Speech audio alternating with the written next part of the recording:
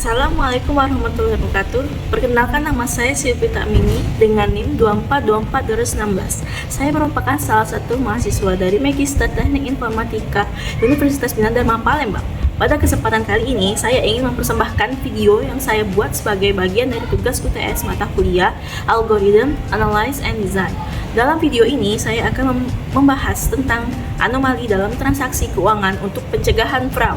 Dengan format visual ini, saya berharap pesan yang ingin disampaikan dapat lebih mudah dipahami dan diterima oleh audiens.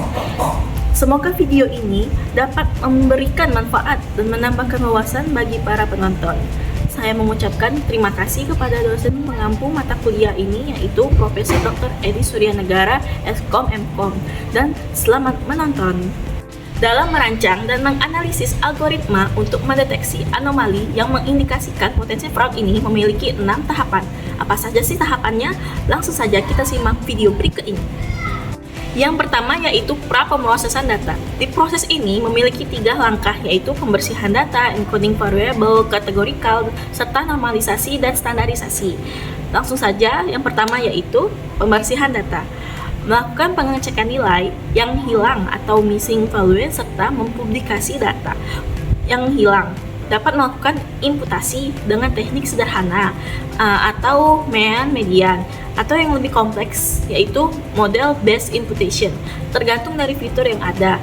Dan yang kedua yaitu encoding variable.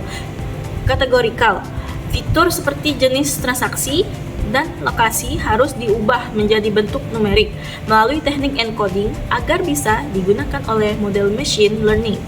Dan yang ketiga yaitu normalisasi dan standarisasi. Mengingat variabilitas fitur seperti jumlah transaksi, waktu, dan lokasi, normalisasi atau standarisasi bisa membantu algoritma. Yang kedua yaitu eksplorasi dan pembuatan fitur baru. Analisis eksploratif data, visualisasi distribusi menggunakan histogram, box plot, atau scatter plot untuk memahami distribusi masing-masing fitur. Dan analisis korelasi, mengevaluasi korelasi antara fitur dan fitur lainnya dengan label fraud agar dapat mengetahui fitur mana yang paling signifikan. Dan pembuatan fitur baru seperti waktu transaksi, ekstrak informasi seperti jam, hari, bahkan pola musiman dari data waktu. Dan yang terakhir yaitu frekuensi transaksi, misalnya jumlah transaksi dalam periode waktu tertentu yang bisa membantu mendeteksi pola yang dianggap mencurigakan. Dan terakhir sekali yaitu geolokasi, menggunakan distance measurement atau jarak relatif antara lokasi transaksi dengan lokasi nasabah untuk mencari anomali.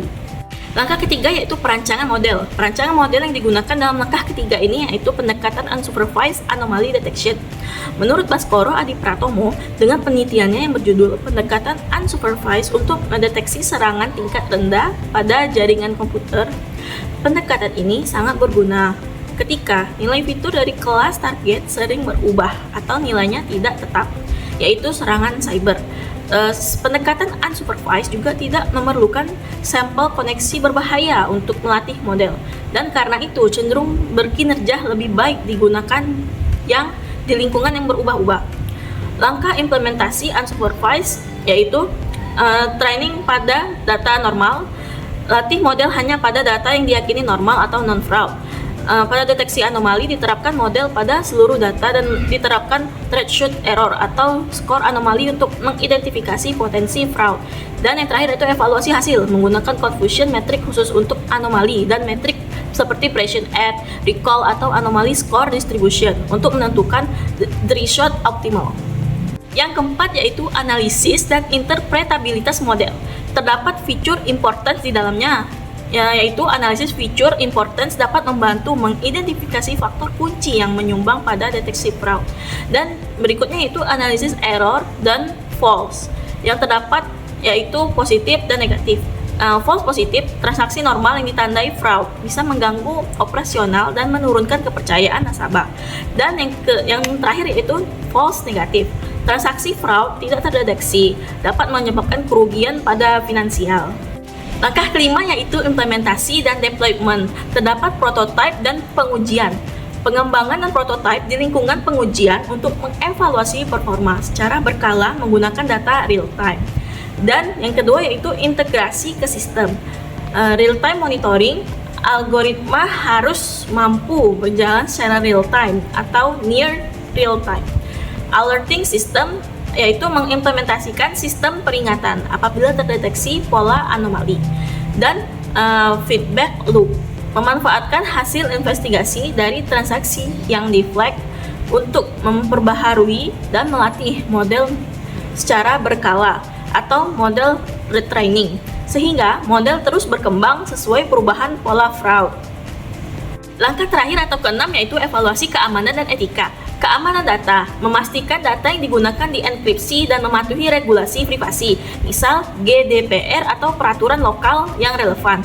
Dan berikutnya yaitu bias dan fairness. Periksa model agar tidak menimbulkan bias terhadap kelompok tertentu. Pastikan penanganannya data transaksi dilakukan dengan mempertimbangkan etika dan perlindungan data nasabah.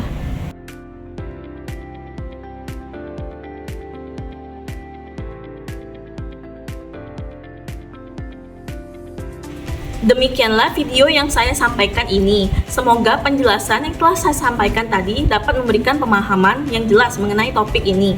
Saya mengucapkan terima kasih atas perhatiannya. Wassalamualaikum warahmatullahi wabarakatuh.